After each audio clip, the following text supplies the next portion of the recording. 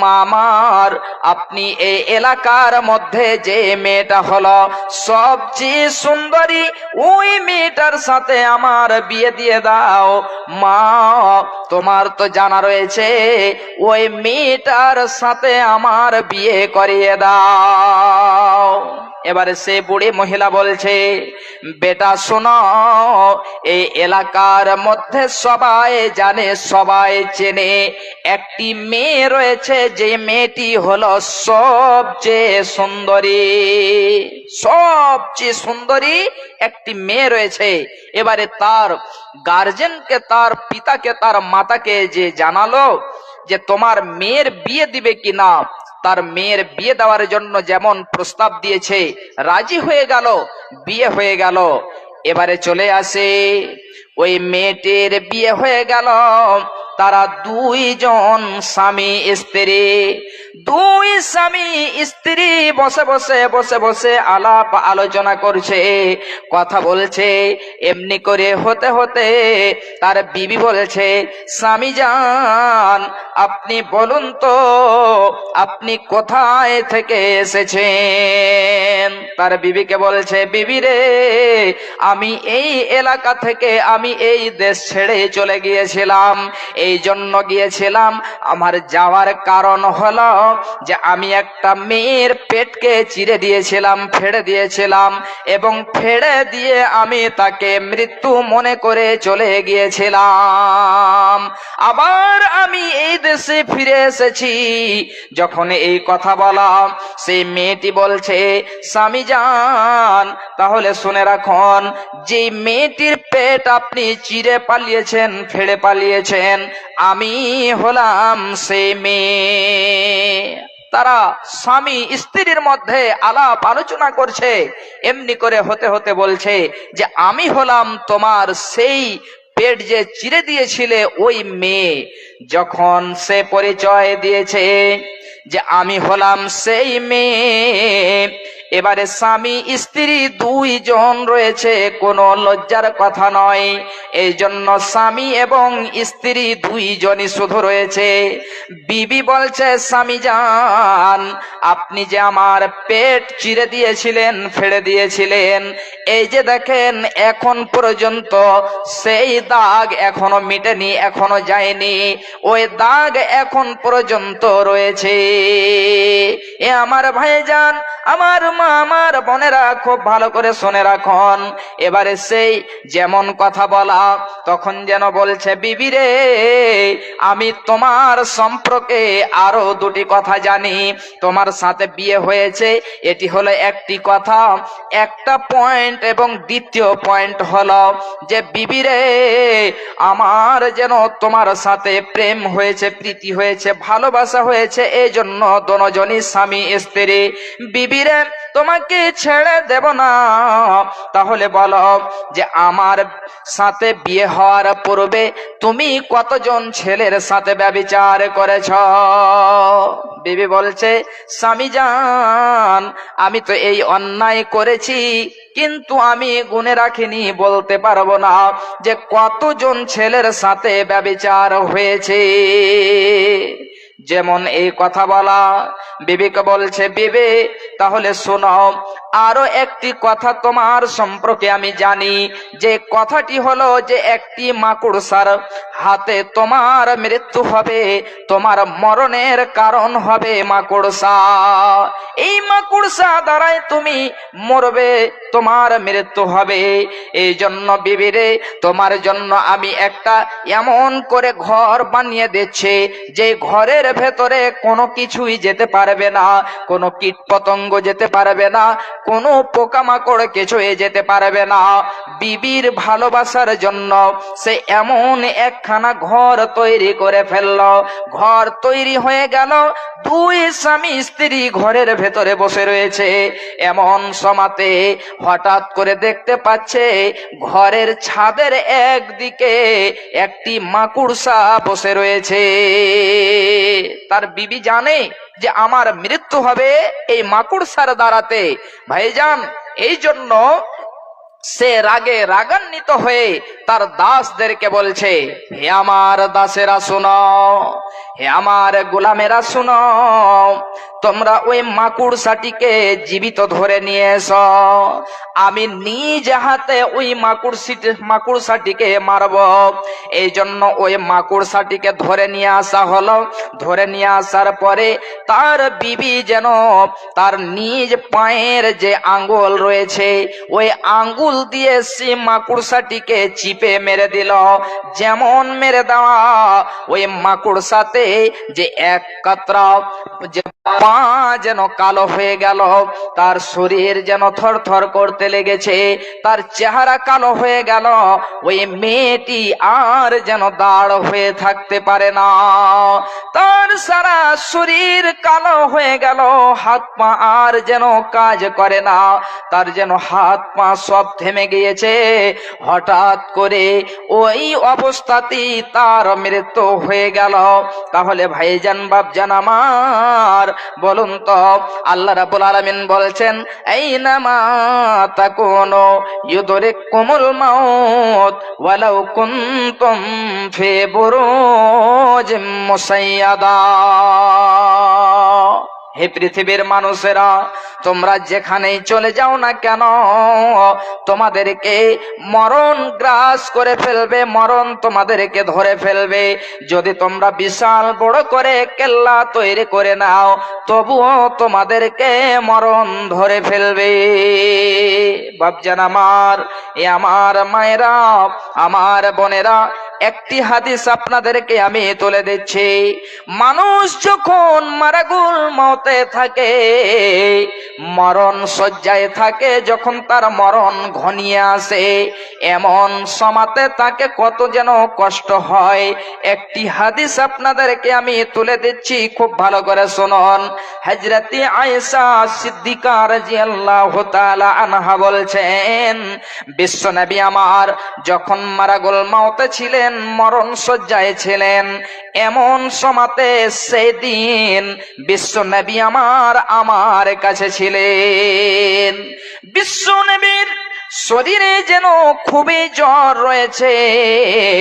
বিশ্বনবীর পাশে একটি পানির বর্তন রয়েছে, ওই বর্তনের ভেতরে বিশ্বনবী বারবার হাতটাকে ডুবাচ্ছেন এবং ওই ভেজা হাতটাকে চেহারাতে মুছে দিচ্ছেন। বারবার বিশ্বনবী হাতটাকে ডুবাচ্ছেন, আবার চেহারাতে মুছে দিচ্ছেন। খুব ভালো করে শুনুন। এবারে বিশ্বনবী আমার বলছেন, লা ইলাহা ইল্লাল্লাহ ইন্না লিল মাউতি লাসাকারাত।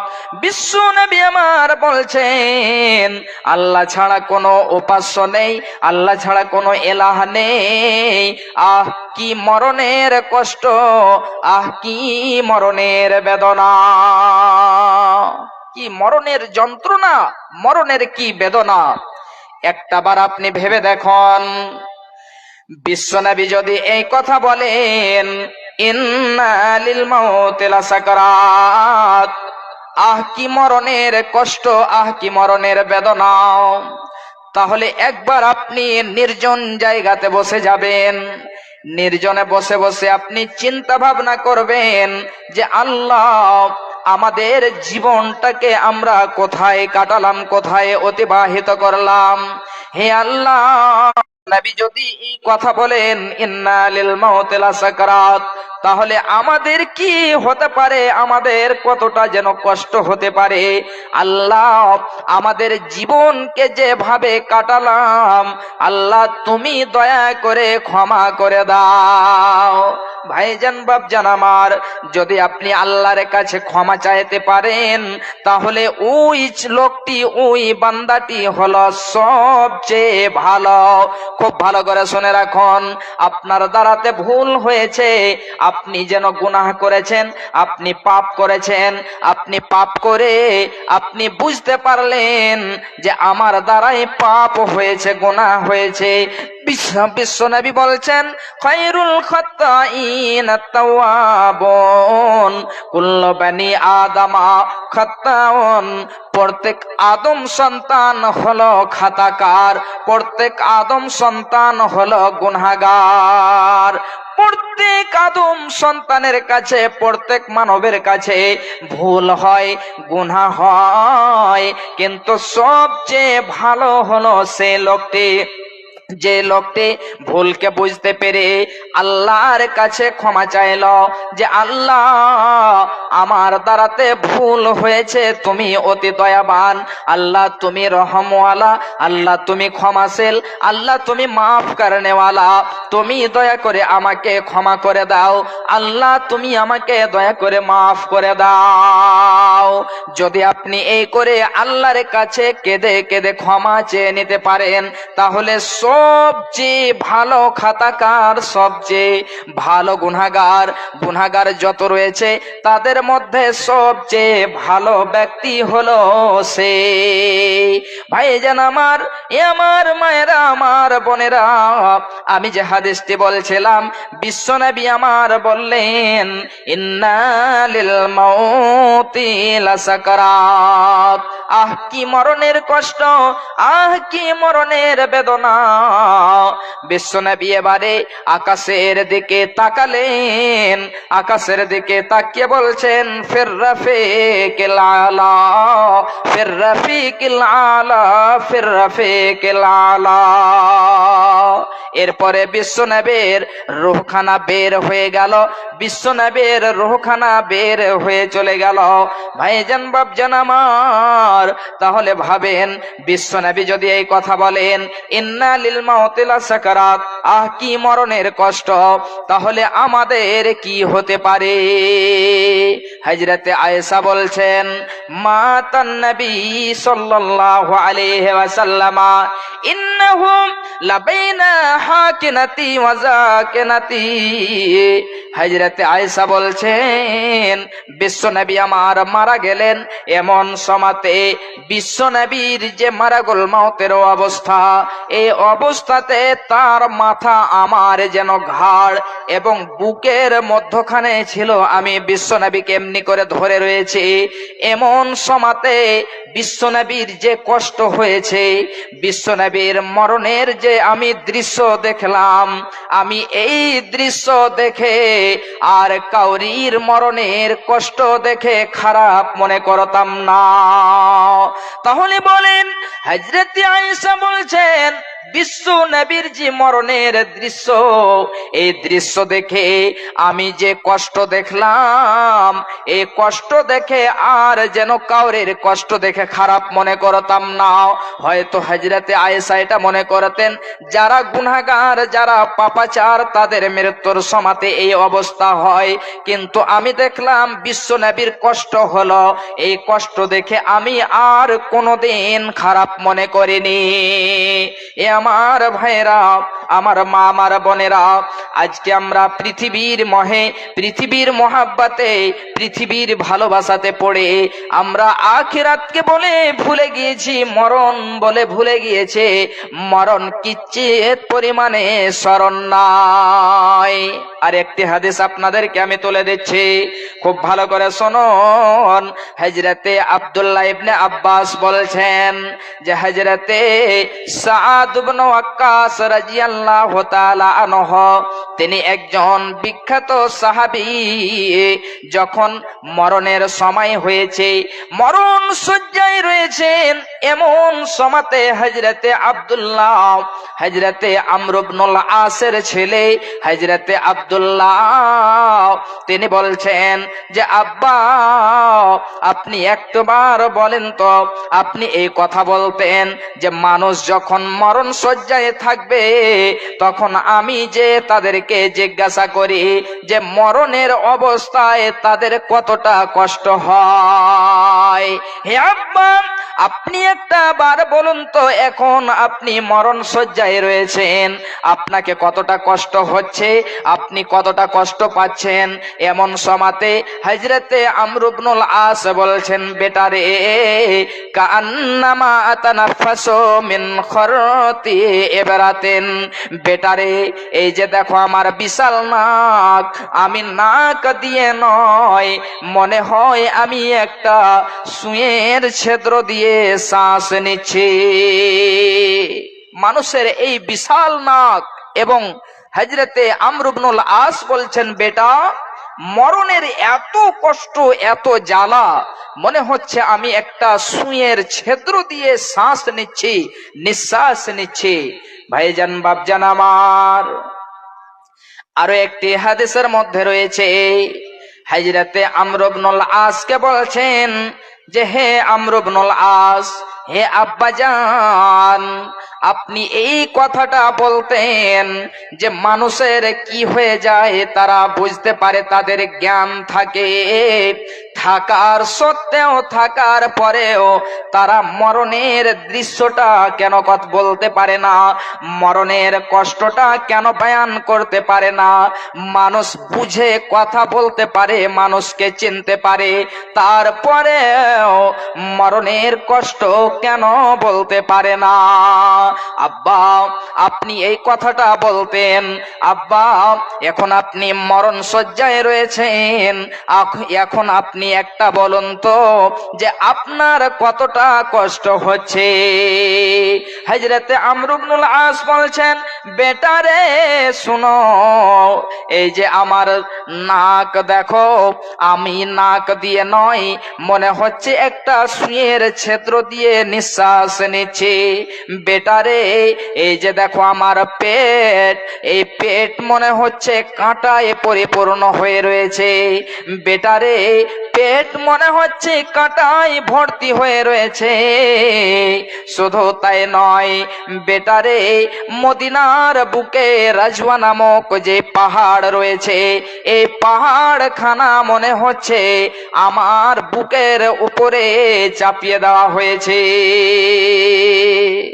হযরতে আমর ইবনুল আস যদি এই কথা বলেন, তিনি একজন সাহাবী, সেই সাহাবী যদি এই কথা বলেন, বেটা, মনে হচ্ছে আমার পেট কাঁটা দিয়ে ভর্তি করা হয়েছে, বেটা, মনে হচ্ছে আমার বুকের উপরে রাজওয়া নামক পাহাড় চাপিয়ে দেওয়া হয়েছে।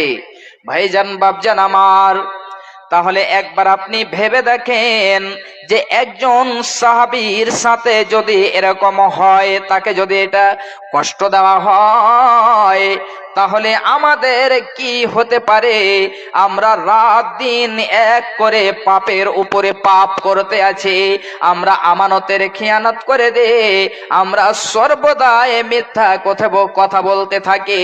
তাহলে একবার বলুন তো যে আপনার কি দৃশ্য হতে পারে, আপনার সাথে কি ব্যবহার হতে পারে। একবার আপনি খুবই ভেবে দেখবেন যে আপনার সঙ্গে কি হবে।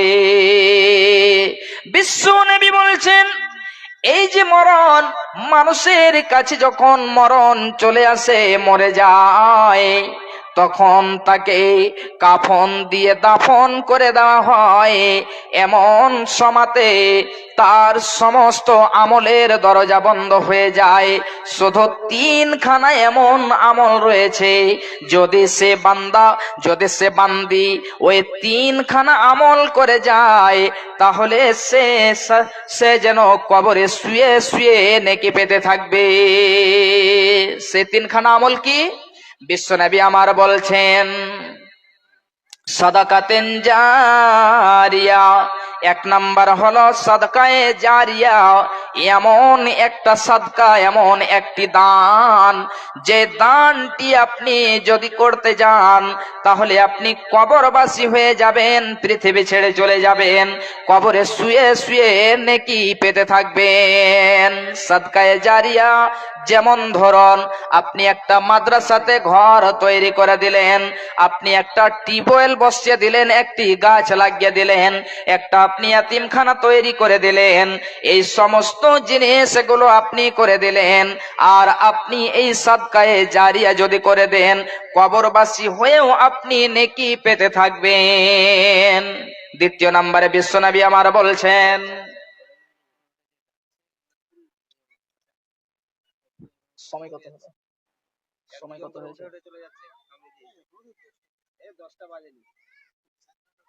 9:30 হলো। জি, এটা মজলিসের আদব নয়, আর আপনাদের এখানে সেরকম দোকানপাটও হয়নি। বেশিক্ষণ নয়, কিছুক্ষণ আপনারা বসুন, ইনশাআল্লাহ কোরআন ও হাদিসের আলোচনা হবে। এবং আপনারা যে এই দিনই সভাটি করেছেন তার উদ্দেশ্য রয়েছে, অবশ্যই আমি উদ্দেশ্যের দিকেও চলে আসব, কেউ যাবেন না, কয়েক মিনিটের মধ্যেই শেষ করে দেব, তারপরে আপনারা যাবেন। যে 2 নম্বরে বলছিলাম, বিশ্বনবী আমার বললেন সাদাকাতিন জারিয়া, 1 নাম্বার হলো সাদকায়ে জারিয়া। দ্বিতীয় নাম্বার বলছেন এমন একটা শিক্ষা, যে শিক্ষাটা যদি আপনি দেন আর এতে মানুষের উপকার হয়, তাহলে এই শিক্ষাটা আপনার জন্য যখন আপনি কবরবাসী হয়ে যাবেন, কবরে শুয়ে শুয়ে নেকি পেতে থাকবেন। বিশ্ব নবী আমার বলছেন 3 নম্বরে আওয়ালাদিন সালিহিন ইয়াদউ লাহু, আপনি যদি আপনার সুসন্তান তৈরি করেন, আপনার যদি নেক সন্তান আপনি তৈরি করে যেতে পারেন, আপনি পৃথিবীতে এমন করে সন্তানকে তৈরি করেছেন যে সন্তান আপনার নেক হয়েছে, ওই সন্তান যদি আপনার জন্য দোয়া করে যে আল্লাহ এখন আমার পিতা মাতা কবরবাসী হয়েছে, আল্লাহ তুমি তাদের মাগফিরাত করে দাও, আল্লাহ তুমি তাদের কবরকে প্রশস্ত করে দাও, এমনি করে যদি মাতা পিতার জন্য দোয়া করে, তাহলে সেই মাতা সে পিতা কবরে শুয়ে শুয়ে নেকি পেতে থাকবে।